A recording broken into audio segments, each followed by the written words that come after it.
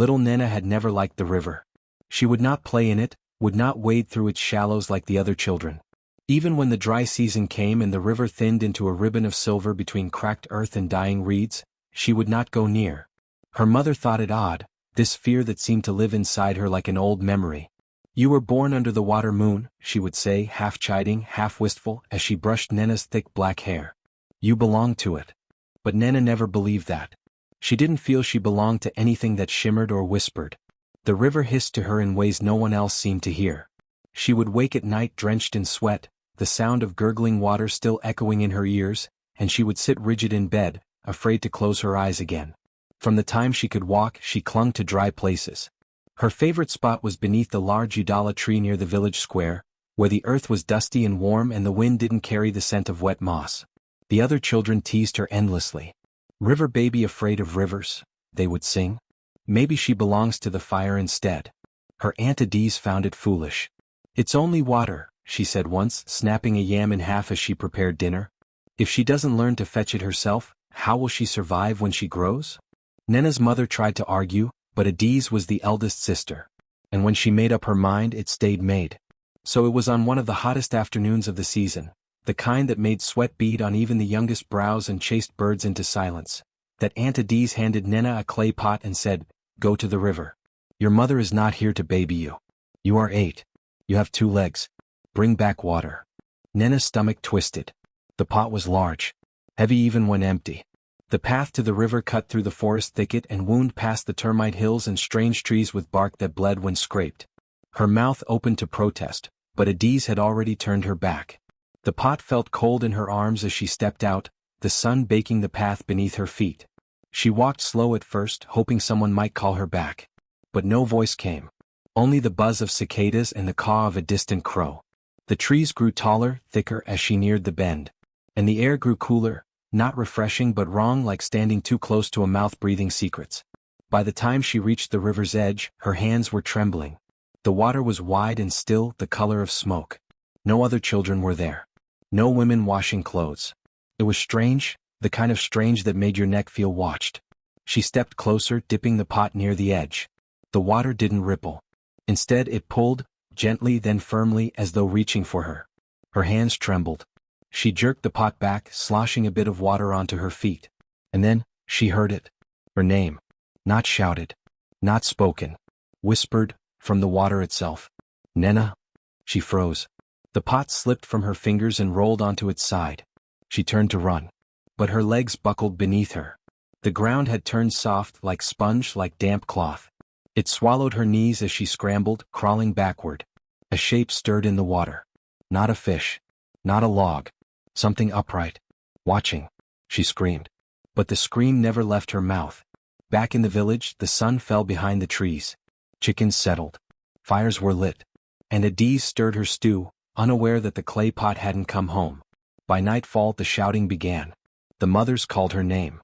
The fathers lit torches. The older boys combed the woods. But all they found were footprints that ended at the riverbank, and a half-sunk clay pot with a crack along the side. Her mother wailed that night. Tore at her hair. Screamed at Adise. "You knew. You knew she feared it. I told you," the water whispered to her. "I told you she was not meant to be alone there."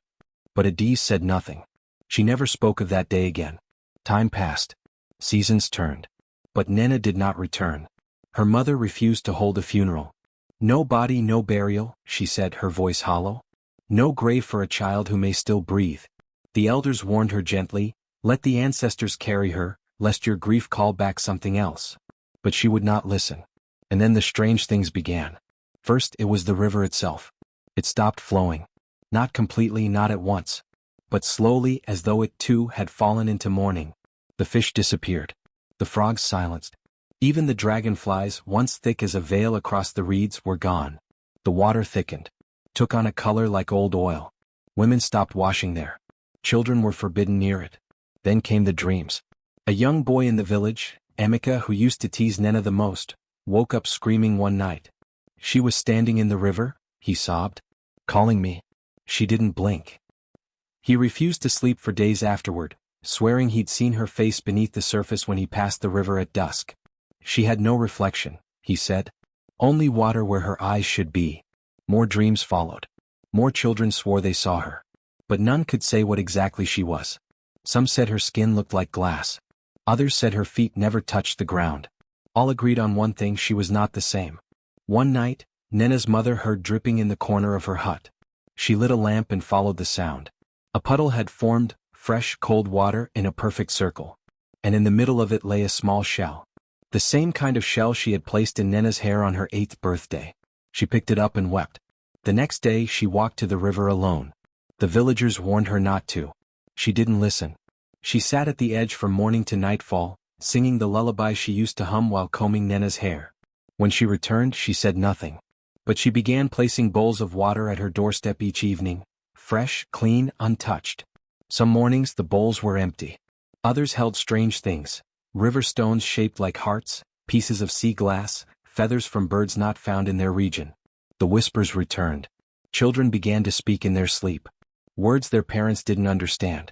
Some would wake and draw spirals in the dust, murmuring to the empty air. One girl walked into the river up to her waist before blinking and screaming for her mother. They built fences, burned herbs, called the priest. But nothing stopped the sense that something waited at the riverbank. Years passed. The villagers built a new well further inland. But no one could forget. Some nights, mothers still caught their children staring out the window toward the old path, eyes wide, lips moving. They stopped saying her name. But the river remembered. And when the rains came late, when the crops began to curl and the soil cracked open in thirst, the elders finally spoke. Perhaps she was not taken. Perhaps she became. Her mother went back one last time. Bent knees at the river's edge. Whispered into the current.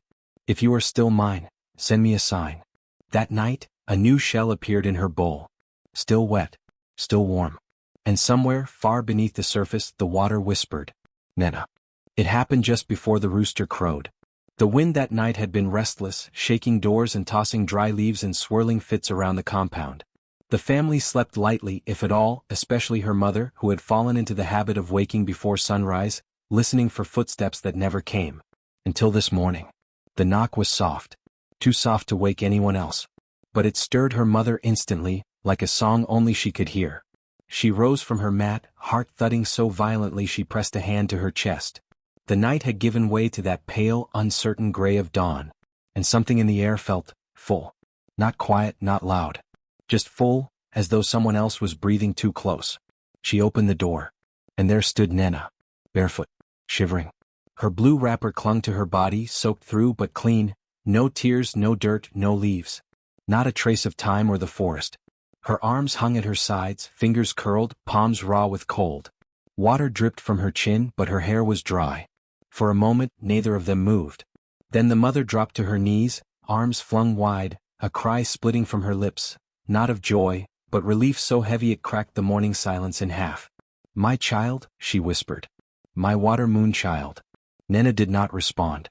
Her gaze was even, almost soft, and her body leaned forward stiffly as her mother wrapped her in arms and tears. She didn't cry, didn't tremble, but she let herself be held. Inside, the others awoke to shouting. Aunt Adise came running, eyes wild, clutching a pestle like a club. When she saw the girl, she froze. No, she breathed. That's not. But her voice trailed off. 'Cause it was Nena. It was. The face was hers. The eyes, deep, dark but changed somehow, were hers. Her voice, when it finally emerged like a stone from deep water, was soft and slow. I was lost, she said. But I found the path. They gave her food. Warmed water for a bath. Her mother sang softly as she bathed her, as though afraid the girl would vanish if she looked away. The water steamed, but Nena's skin remained cold. The villagers gathered slowly at the compound, whispering, peeking. No one dared step too close. Some crossed themselves. Some turned back the way they came. But all of them remembered, no one had returned from the river after vanishing. Not ever. Except her. 3 days passed. Nena said little. She smiled when spoken to, nodded when greeted. But she didn't play. She didn't laugh. And she didn't blink very often. She spent long hours sitting beneath the udala tree, hands folded, head tilted toward the river's path like she was listening to something only she could hear. Children came to stare. She doesn't look the same, one whispered. She walks different, another said. A third, bolder than the rest, stepped close and asked, Do you remember me? Nena's eyes flicked to his. She smiled. Too many teeth. Too sharp. 1 gold. He ran screaming back to his mother and did not speak again for 2 days. That evening her mother called the priest. The priest was a tall man, lean and sharp as a fishing spear. He had lived through famine and flood, and once chased a python out of the granary with only a broom. He came quickly when summoned, holy beads tight around his neck, hands clutching a palm branch and a bowl of salt. Nena watched him approach from the doorway, her eyes unreadable. He circled her 3 times. He did not speak to her. He knelt beside her and whispered prayers. When he opened the salt bowl and poured a line across the threshold, Nena did not step out. But she smiled. He leaned in, eyes squinting. "Do you know your name, child?" "Yes," she said. "Say it." She looked at him for a long time, then said, "Nena." Her voice was too deep. Not the voice of a girl. The priest stood quickly. "This child is not a child anymore." Her mother's knees gave way. "She is mine." "She was yours," the priest said. "What came back may still wear her skin, but not all skins belong to the living." That night, a dog howled outside the compound and fell dead by morning. Frogs crawled onto dry porches and burst into pulp before sunrise. And when the old mirror in Aunt Adi's hut fogged up, they found words written in the mist. "I never left." They tried to keep it quiet. But a village never sleeps on secrets. Some swore she was a spirit sent to warn them. Others said she was a cursed bride of the river god, returned to mark the village for judgment. Nena meanwhile seemed unchanged by the talk. She followed her mother quietly. Ate slowly. Slept little. And when she smiled, it was polite, thin, always sealed at the edges, as if she were holding something back with her lips. Her dreams grew restless. She'd wake sitting up, humming songs her mother didn't teach her. Once, she walked barefoot into the yard in the middle of the night and knelt before the bowl of water at the door. "She's talking to someone," Adiz whispered, watching from the shadows. "To what?" her mother replied, face pale. They consulted a diviner from the next town. An old woman, half-blind but sharp as a blade, who brought a sack of bones and river stones. She cast them across a white cloth and stared at the patterns. "This one," she said, pointing to Nena without looking up, "was taken. But something came back to fill the space. Now it lives in her ribs like a guest that never leaves." Her mother clutched her chest. Adiz frowned. "What must be done?" The diviner looked up, eyes milky. "Ask her what she remembers. But don't ask more than once." That night, her mother sat with her beneath the Udala tree. The stars blinked low in the sky and the wind refused to come. "My daughter," she said softly, "what do you remember?" Nena was quiet a long time. Then, "I remember being afraid." "Of what?" "Of forgetting. But I didn't." Her mother reached for her hand. "Cold. Always cold." "Nena," she whispered, "what did you see?" The girl turned her head. And smiled. "Would you like to see too?" The next morning her mother was found sleeping beneath the Udala tree. Smiling. Eyes open. But unblinking. She would not speak for 3 days. And when she did, all she said was, "She is still mine." The village gathered again. A plan was made. That evening they came with rope and prayer and sacred iron. But when they entered the compound, Nena was gone. Her sleeping mat was soaked. Her clothes folded neatly at its edge. And outside, in the dust, were 2 small footprints, leading toward the river. But none returned the next day. Or the next. On the 3rd day the priest followed the footprints. They ended at the water's edge, again. Only this time he found something strange. Not a pot. Not a slipper. But a perfect circle of stones. In the center a single golden tooth. Wrapped in a ribbon of blue cloth. And far, far down the river someone, or something, was laughing. Adiz was the first to notice. Not the mother, whose grief had built walls so high that nothing unusual could breach them. Not the aunt, who seemed satisfied that Nena had simply returned and would now resume chores like nothing had happened. Not even the priest, who blessed the child's forehead once more with hurried fingers and did not linger. It was Adiz, always the watcher, the one who saw what others ignored, who knew something had gone wrong. At first it was the blinking. Nena didn't blink. She stared too long at things. At the corners of rooms, at bowls of water, at the fire. And when she did blink, it came as an afterthought, a slow dragging of the eyelids as if she just remembered what blinking was. "Why do you stare so much?" Adiz asked one morning while scrubbing cassava at the basin. Nena didn't answer right away. She just tilted her head. "I'm not staring," she finally said. "I'm remembering." "Remembering what?" The girl's eyes wandered back to the water and she smiled. "Before. Adiz stopped scrubbing. Before what? But Nena only hummed, a soft, uneven tune that didn't belong to any lullaby their mother ever sang. A tune that made the hairs on Adiz's arms stand up. She let it go that day. But that night, when she saw Nena asleep and facing the window with her mouth slightly parted, Adiz crept closer to the bed. Her sister's breath came steady, but her mouth was moving, forming shapes, silently, whispers without sound. Adiz bent forward and tried to make out the words. There were none. Just the flicker of lips and the slow curl of a smile that had too many teeth. She looked up at the wall behind them and gasped. The lamplight cast two shadows. Hers. And Nena's. But Nena's shadow, it opened its mouth. Too wide. And the teeth inside it shimmered. Adiz scrambled back, hitting her own mat, heart thudding so loud she thought it might wake the house. But no one stirred. Not even Nena, who rolled onto her side with the softness of a child deep in dreams. In the morning, Adiz stared at her sister's face as she chewed roasted yam. She looked normal. Tired maybe. A little too pale, like the sun didn't love her anymore. But nothing like what she'd seen last night. Nena, she asked slowly, do you dream? Her sister nodded without looking up. What about? Nena chewed, swallowed, then replied, the water. It calls me. Adiz's stomach clenched. You've always hated water. I did, Nena said. Before. That word again. Like there was a time in her life she'd stepped away from, or something else had stepped into. That evening, Adiz cornered their mother. There's something wrong with her. Their mother was peeling cassava, her hands red with juice. She's tired. We all are. No, Adiz said. She hums songs no one taught her. She talks in her sleep. She doesn't blink. Her mother's hands slowed.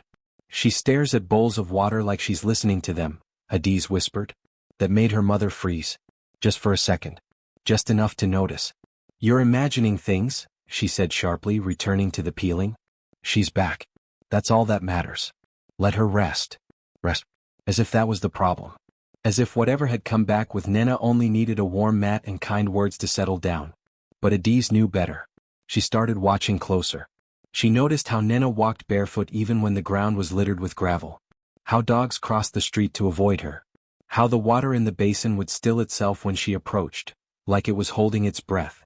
One evening, Nena sat beneath the udala tree and began humming that strange lullaby again. A neighbor's child wandered by and paused to listen. He stared, transfixed, and slowly began to cry, soft tears, no sound.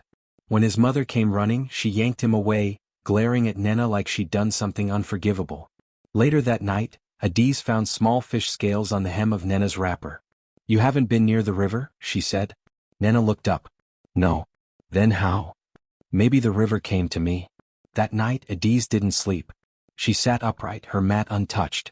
And around midnight, she heard the humming again. She turned toward Nena's bed. Empty. Her heart pounded. She checked the window. Open. The yard was quiet. No movement. No wind. Just the heat of a breathless night. Then she saw it. Nena standing near the basin. One hand in the water. One hand lifted to her lips, moving softly. Humming. Adiz stepped forward, but her foot hit a board and creaked. Nena turned. Her eyes shone like oil in the dark. Adiz, she said, voice low and clear. Don't wake them. What are you doing? Nena blinked. Drinking. There's no cup. Nena smiled. And then Adiz saw it. Her hand. Wet, yes. But also, not hers. Too long. The fingers. The nails. Almost like claws. Just for a second. Then Nena turned away and dipped them back in the water. Adiz ran to her mat and pulled the sheet over her head. She trembled the rest of the night, the sound of water dripping into her bones. In the morning, Nena sat at the table eating boiled plantain. She looked tired. But normal. Like always. Do you remember anything from last night? Adiz asked, voice careful. I dreamt of the river.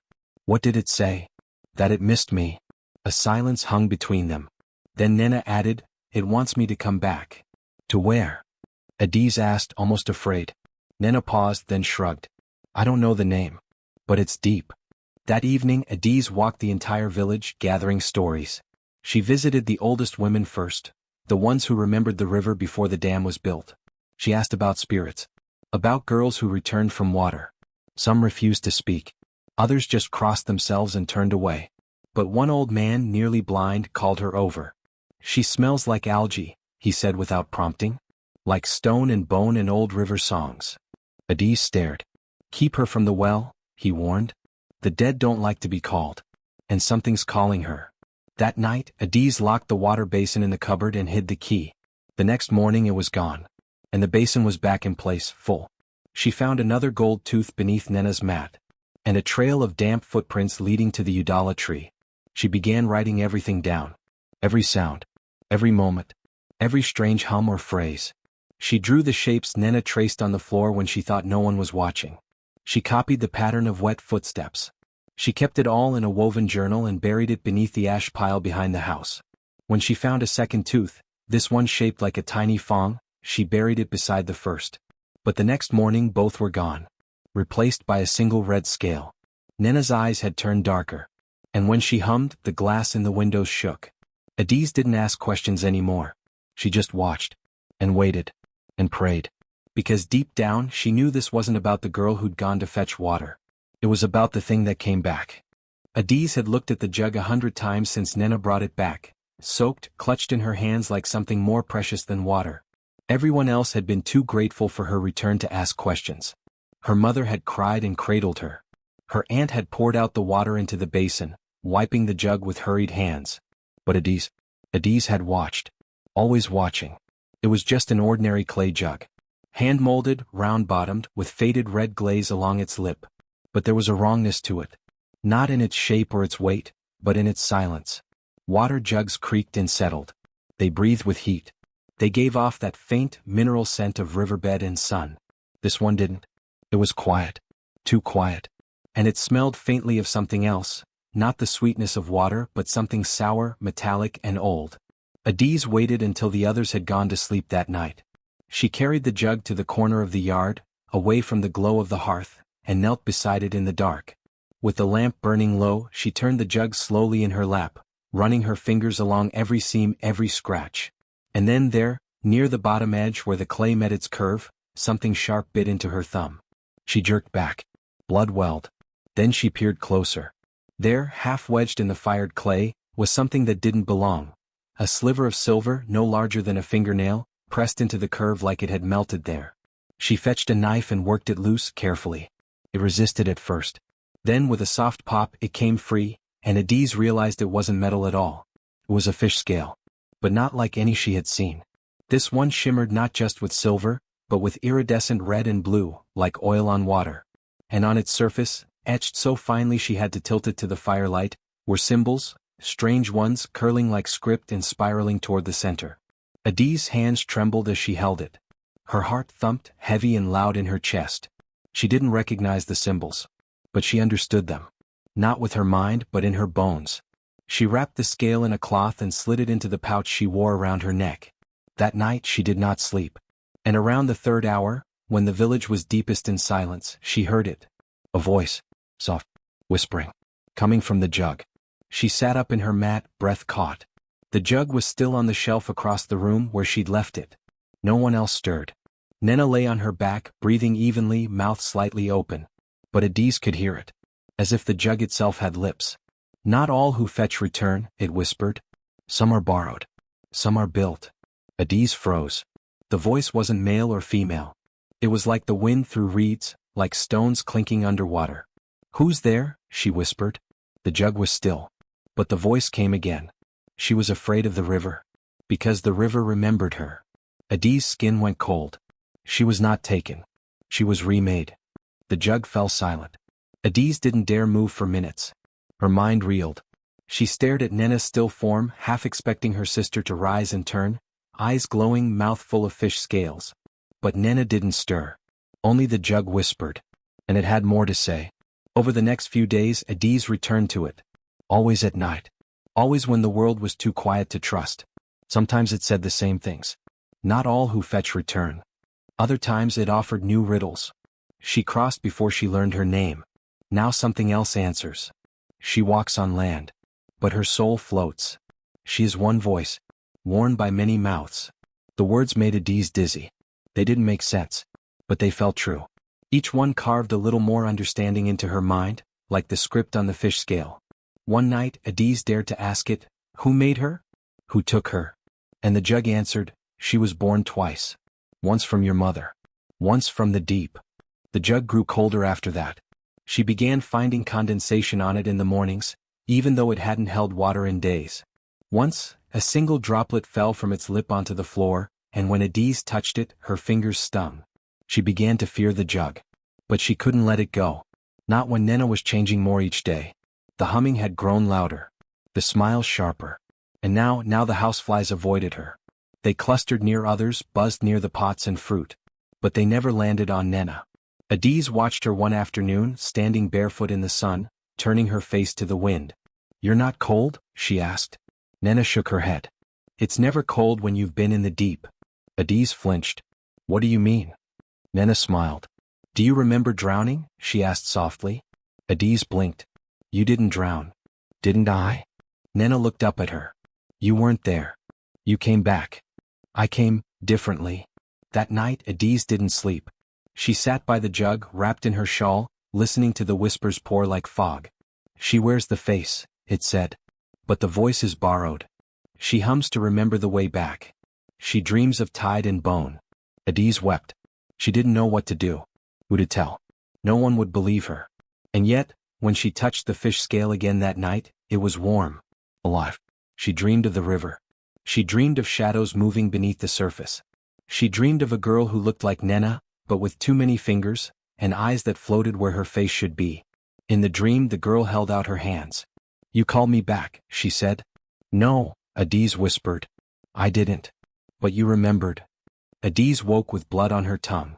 The jug was gone. She searched the house, the yard, the storeroom. It wasn't anywhere. But that morning Nena sat at the fire humming a new tune. And behind her, near the basin, was a second jug. Not the same. But not different either. And on the lip, faint but visible, was a smear of red. Not paint. Not glaze. Red. Adise didn't touch it. She sat across from her sister and stared. Nena looked up. "Do you hear it too?" she asked. "Hear what?" "The whisper." Adise swallowed. "What does it say to you?" Nena blinked. Then smiled. "It says I'm almost done being borrowed." Then she stood. And walked to the river. The festival of drums always brought the village alive in a way nothing else could. The scent of roasting yams and goat stew clung to the air, and laughter rolled through the compounds like thunderclouds full of joy. Every family, rich or poor, dressed in their finest, beaded children's hair with cowries, and painted their faces with red and white chalk. Even grief paused just for the night. Nena wore a new wrapper that her mother swore she'd outgrow before next season. She smiled more than usual that day, joining games with the other children, clapping her hands, her humming more melodic, even pleasant. Some mothers who'd whispered behind their palms about her odd stares and sudden silences now allowed their children to play near her, reassured by her new warmth. Even Adise began to hope. Maybe the river had given her back. Maybe the jug and the whispers and the golden tooth had all been a passing madness. Maybe her sister was home. Then the yams were served. Boiled and hot, glazed in palm oil, crispy at the edges and soft inside. Children crowded around the wooden platters. Nena waited patiently, face glowing in the firelight. When it was her turn, she chose a large one, bit down, and screamed. It wasn't the scream of pain. It was confusion. A strange, muffled cry that made heads turn. Adise pushed through the crowd to find Nena doubled over, hand at her mouth, wide-eyed.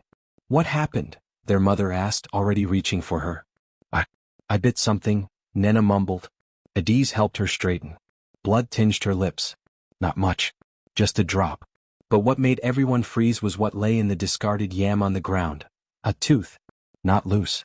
Not broken. Oh, smooth. Large. Slightly curved. And too big for a child's mouth. An old man picked it up. He whistled. "This is not a milk tooth," he said. "It's too heavy." They checked Nena's mouth. Nothing was missing. Every tooth was in place. Every gum intact. She looked at them with blank innocence, lips smeared red, and said, "But I felt it fall." Adise touched the tooth in the elder's palm. It pulsed faintly. Warm. Like something alive. "Let me hold it," she said. The elder hesitated, then placed it in her palm. The moment she touched it, she heard the hum. Oh, like the vibration of a drum, far underground. She nearly dropped it. The hum wasn't sound. It was memory. Water. Stone. Bone. She handed it back quickly. Her fingers tingled for minutes after. That night, while the village slept off their feast and dancing, Adise sat alone, turning the moment over and over in her head. The tooth hadn't come from Nena. It had come through her. She waited until her sister slept, then leaned close to her mouth, checking again. All her teeth were still there. But one molar, far back, had a faint gold line down the middle. Like it was cracked. Healing from something not meant to be there. In the morning the tooth was gone. No one knew where the elder had taken it. No one wanted to talk about it. But the whispering started again. At first in bowls. Then in puddles.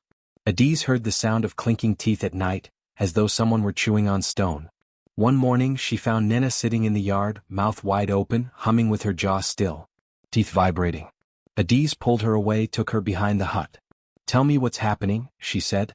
Nena looked at her with wide, calm eyes. "I think the others are waking up." "What others?" "The ones in the deep. You were gone for one day." "Not there." She touched her chest. "Here. Inside." Adiz's breath caught. "There's more than one of you?" "No," Nena shook her head gently. "But there's more than one memory. And they're finding their way out." The next tooth came 2 nights later. Nena didn't scream this time. She simply walked into the room where Adiz lay, opened her palm and dropped it on the mat. This one was smaller. More human. But cracked down the middle. When Adiz touched it she heard crying. A man. Sobbing in a language she didn't know. The tooth hummed, then stilled. "What do they want?" Adiz asked softly. "I don't know," Nena whispered. "But they were inside me. And now they're trying to leave." It became a pattern. Every few days another tooth. From Nena's mouth or her hand or, once, her hair. Plucked from her braid like a hidden bead. Each one different. One black and flat, humming like thunder. One so white it glowed and made Adiz faint when she held it too long. She began hiding them in a cloth pouch, buried beneath the floorboards. No one else could know. Their mother wouldn't understand. And Nena, though still gentle, was changing more. She stopped eating. She stood in the rain for hours. And once, Adiz caught her standing by the well, whispering into it, and the water answered with a sigh. "Who is she now?" Adiz asked the wind one night. But only the ground replied, trembling faintly beneath her feet. By the 7th tooth, Adiz had stopped crying. She accepted them in silence. She wrapped them in cloth. She listened to the hums. But the 8th one broke everything. It wasn't a tooth. It was a shard of jawbone. With gums. Still wet. And when Adiz touched it, a scream filled her head so loud she bled from the nose. She buried it deep, alone. And Nena never asked for it back. That night, she spoke in her sleep. They died in the water. But not all of them left. Some stayed. Some clung. Clung to what? Adiz whispered. Nena's eyes opened. To you. Then she went still. The whispers have not stopped. And in the morning, Adiz checked her own mouth. And found one tooth, far at the back, cracked down the middle. A faint hum pulsing through her skull. Adiz had learned to stop asking questions. There were too many she didn't want answers to anymore. Questions about teeth that hummed, whispers in the jug, dreams that bled into waking. About the way her little sister now walked, not wrong exactly but with a grace too fluid, too rehearsed. Like her bones remembered a shape older than her skin. Nena hadn't looked into a mirror in weeks. She ducked her head whenever someone polished a pot or cleaned a window pane. Once, when their mother laid out the little bronze hand mirror passed down from their grandmother, Nena had hissed, actually hissed, and covered her eyes, shaking. It wasn't just fear. It was fury. "You need to see," Adiz had said one evening, brushing Nena's hair gently, counting how many strands came away gray. "No," Nena had whispered. "If I look too long, I won't be the one who looks back." And Adiz had believed her. But belief didn't help. Not when the house grew colder by the day, or when their mother whispered prayers to gods that didn't answer, or when Nena stopped sleeping altogether and just sat by the door humming songs she never learned. So Adiz made a choice. One afternoon she took Nena by the hand and said, "We're going somewhere." Nena didn't argue. She rarely did anymore. They walked through the thicket path behind the yam fields, past the banana groves toward the old river bend. It was a place Adiz hadn't gone in years, not since their father's funeral. The river here was quieter, slower. It curved gently and held stories in its still surface. And, more importantly, it reflected like glass. "Why here?" Nena asked as they approached the edge. "Because you won't look in mirrors," Adiz said. "But you need to look. You need to see." Nena stopped a few feet away from the riverbank. Her fingers twitched. "You don't understand what happens when I do. I'm tired of not understanding." Silence. Then, "I'm scared," Nena whispered. Adiz stepped behind her, both hands gently on her sister's shoulders. I'm here. Nothing will happen that I won't face with you. After a moment, Nena nodded. They stepped closer together. The water, dark with depth and shadowed by overhead trees, shivered faintly in the afternoon wind. The sky was dull with clouds, but the river still caught enough light to shimmer. Look, Adiz whispered. Nena leaned forward and looked. At first there was nothing strange. Her face. Adiz behind hers. Same eyes. Same hair. Then the reflection twitched. Nena blinked. The reflection didn't. It held the stare a second longer, then blinked slowly, deliberately. A mockery. Adiz gasped softly. Nena? I see it, Nena said. Her voice was hollow. The reflected Nena's mouth twitched. Then it smiled. What? Wider than was possible. 102 white teeth gleamed beneath lips stretched too far. Adiz stumbled back, but Nena stayed still. The reflection leaned forward, but the real Nena didn't move. Its eyes widened. Its head tilted. Then it mouthed something. No sound. Just motion. Lips forming words neither girl could hear. Adiz grabbed Nena's arm. We need to go. Nena didn't move. The reflection blinked again. Slowly. Then held its mouth open, still smiling, impossibly wide. From the river, bubbles rose. Dozens. Then hundreds. As if something was laughing beneath. Now, Adiz said, yanking her sister. Nena blinked and stumbled backward. As they ran, Adiz glanced once more. The reflection was gone. But the water rippled in rings as if something had dived in, or out. They didn't stop running until they reached the yam fields. Back home, Nena said nothing. She didn't speak for the rest of the day. That night she finally whispered, "It's not me." Not entirely. Adiz sat upright in her mat. What do you mean? The river holds memory. And hunger. When I disappeared that day, something followed me back. Or maybe I followed something. I don't remember which. You mean? There are parts of me that aren't mine. Adiz wanted to argue. But she remembered the too-wide smile. The blinking out of time. The fish scales with writing. The humming teeth. She just nodded. I thought I could hold it in, Nena continued. But it's growing stronger. It wants out. Adiz's voice trembled. What happens if it gets out? Nena looked at her for the first time that night. And smiled. But it wasn't a smile of joy. It was resignation. I think the river will rise. The next day the riverbanks overflowed. Not from rain. From something else. The villagers said it was strange. The sky was dry, but the river spread like a mouth opening wider. And in the water, fish floated belly up. All of them missing teeth. Adiz watched from the roof, arms around her knees, trying to remember a time when life had made sense.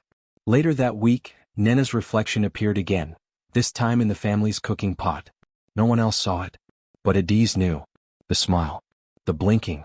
And this time, it mouthed two words Adiz did understand. Let me. Adiz didn't sleep that night. She sat beside Nena, watching her sister's face twitch in dreams. Once, Nena opened her eyes, but they weren't hers. They were dark. The kind of dark that doesn't reflect light, only absorbs it. Promise me something, Adiz whispered. What? If you ever stop being you, you'll tell me. Nena's lips curled. But not in a smile. I don't know if I'll know the difference.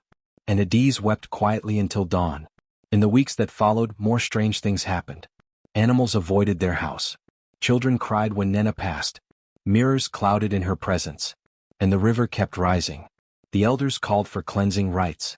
They burned incense, sang old songs, threw chalk and cola into the water. Nothing worked. One night, Nena stood by the window and whispered, "She's coming." Who? Adiz asked. The one who borrowed me. Adiz's heart sank. That night, the reflection returned again, in a water bowl beside their bed. This time it wasn't smiling. Looked, sat, and mouthed only one word. Sorry. Adiz threw the bowl out the window. The next morning, Nena woke up with her mouth full of river mud. And 4 new teeth. 2 large. 2 white. Adiz pulled them out one by one. Nena didn't flinch. Do you feel pain? Adiz asked. Not where it matters. The final time they went to the river, it wasn't to reflect. It was to return. Nena led the way. She wore white. The river was still. But waiting. Adiz brought the pouch of humming teeth. She offered them one by one. The water accepted. With each one dropped, the surface whispered. When the last tooth sank, Nena looked into the river. Her reflection smiled softly. And blinked in time. Just once. I think I'm ready, she said. For what? To choose. And she stepped into the river. The water did not boil. It wrapped around her legs gently. And when it reached her chest, she whispered something Adiz didn't catch. The river sighed. And took her. No bubbles. No struggle. Just gone. Adiz waited for the ripples to fade. Then she turned. And walked away. Behind her, the river reflected her image. Blinking in sync. For now. It began with the wind. Not loud, not sudden, but soft, curling between doorframes and under eaves, humming tunes no one remembered learning. It crept into kitchens and courtyards, wrapped itself around cooking pots and firewood, slipped under children's beds. And always it hummed. At first, the villagers thought it was coincidence. A woman stirred cassava and found herself humming along to something, a melody her mouth seemed to know but her mind couldn't place. A boy sweeping the shrine path tapped his broom in rhythm and whispered, "Ma sang that when I was a baby. But she died before I could speak." Then the elders began to notice. Not just the tune but the words. The lyrics came in pieces, but they were unmistakably old, older than anyone alive, older than any record in the griot scrolls. They told stories in loops. About a girl with scales for eyes, about a bride taken by the river and returned with a voice not her own, about offerings shaped like children. They were lullabies. But lullabies not meant to soothe. They warned. Adiz first heard them from her grandmother's lips. The old woman had been nearly silent since Nena vanished into the river weeks ago. Her voice had gone dry with mourning, her eyes clouded. But one night, Adiz walked into the compound and heard the old woman singing. Low and steady. Her voice trembled but the tune was sure. Adiz froze. "Grandma?" The woman didn't stop. The words were not in any language Adiz spoke, but she understood them all the same. Each line curled like mist through her ears. She who walks the moon path wet will forget her mother's face. She who sings the river's song returns but not in place. The old woman stopped, blinked, then looked up at Adiz and said, "That's not my voice." Later she wouldn't remember singing. Nor would others. That's what made it worse, the way it slipped into them like memory through a crack in the door. Even babies began to hum. One night, a toddler barely 2 years old, not yet speaking clearly, sat up in her mat and sang 3 full verses of the river's song. Her mother screamed. The child, wide-eyed, seemed confused, but in her tiny palms was a fish scale etched with fine script. They burned it. It hissed in the fire, releasing a scent of wet stone and blood. The village tried to bury the songs. They forbade humming near the well. They asked the priests to chant louder during the morning prayers. They rang the iron gongs until their ears ached. But the songs didn't go. They waited. Whispered. Adiz heard them clearest near water. Even puddles held echoes. She swore one day that the gourd she fetched from the river hummed as she carried it, not in rhythm but in breath. Like lungs underwater. The village elders gathered. 5 of the oldest, bones brittle with time, skin folded with memory. One of them, Pombakwi, stood though his knees shook. "This has happened before," he said. Silence. He tapped his staff on the ground. "Long ago when the river took children." Adiz leaned forward, heart in her throat. "They were not stolen," Pombakwi said. "They were promised. In exchange for rain. For growth. For safe births." The younger ones shifted, disturbed. "You're saying we gave children to the river?" Pombakwi's voice cracked. "The river has always taken what it was owed. And now it sings?" someone whispered. He nodded. "It sings when it remembers." Adiz thought of Nena's smile. Her reflection blinking out of sync. The song she hummed in sleep. Pombakwi looked at her then. "Your sister's name was never meant to be spoken twice. Once before the river. Once after." "What does that mean?" she asked. But he didn't answer. That night, Adiz heard a full verse in her dream. She was standing by the river, Nena beside her, humming. But when Adiz turned, her sister's mouth wasn't moving. The river was singing. And every ripple formed words. She was born where moonlight bled. She was fed and she was wed. But she danced too near the shore. Now she lives in songs once more. Adiz woke in sweat, her bedsheets soaked as if she'd fallen in. The next morning, 3 goats were found drowned, not in the river but in their pens. Water filled their lungs though their troughs were dry. Later, a fisherwoman who lived upriver came to the village, shaking. She'd pulled in her nets and found not fish but hair. Braided, long, knotted. And one braid was wrapped around a stone. When shown, Adiz recognized it. Nena's. The elders did not ask questions. They performed a small ritual, burnt the braid in silence and forbade the river for 3 days. It didn't help. The water rose. Then one night a woman came to Adi's door. Young. Eyes wide with knowing. She didn't say her name, only asked to speak. She brought a story. My grandmother was one of the chosen, the woman said. Taken when she was small. The village gave her to the river.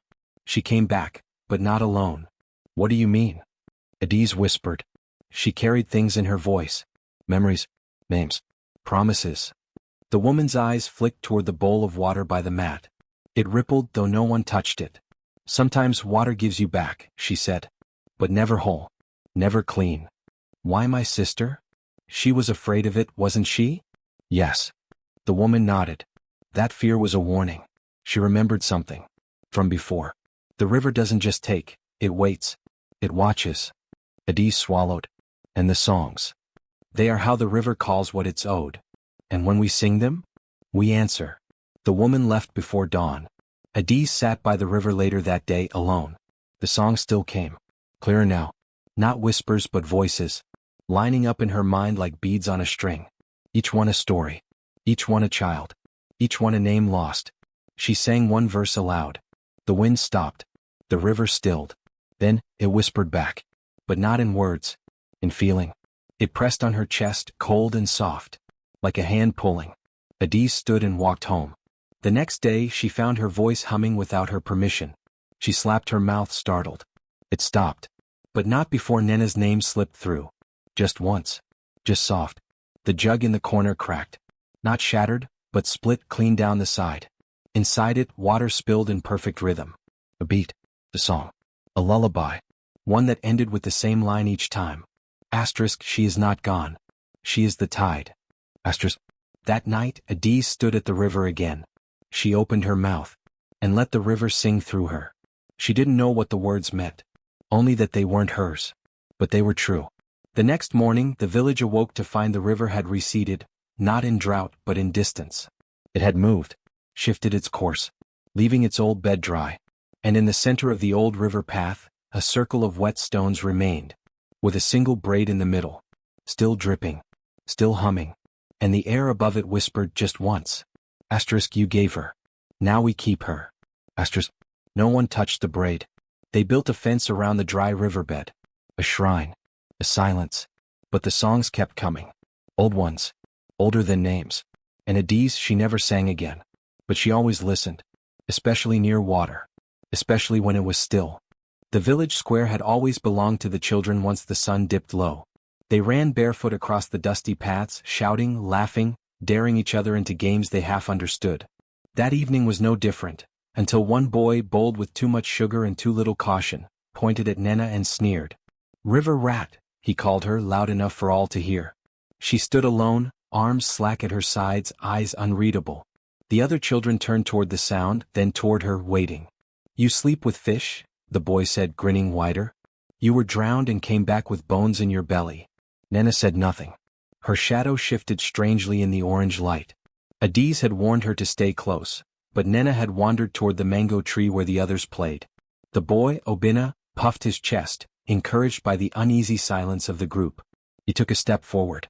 Maybe you're not even real. Maybe you're just water-shaped like a girl. Nena walked up to him. She didn't shout. She didn't run. Her face didn't change. She simply stepped forward, placed one small hand on his arm, and bit. A sharp inhale swept through the group like wind across grass. Obina shrieked, pulled back, falling hard onto the ground.